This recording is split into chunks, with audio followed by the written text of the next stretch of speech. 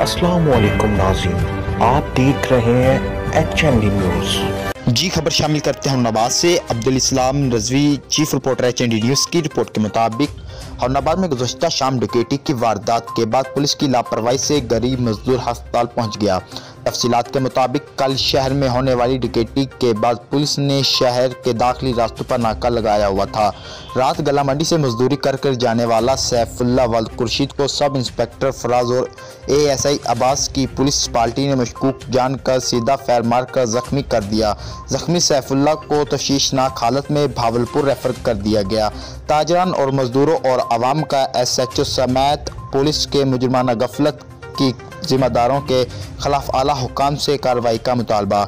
डकैतों की वारदातों के खिलाफ बतौर एहतजाज बार कौंसल हुन्नाबाद की तरफ से एक दिन की हड़ताल भी की जाएगी। कैमरामैन टीम के साथ अब्दुल इस्लाम, चीफ रिपोर्टर HND न्यूज़ हुन्नाबाद।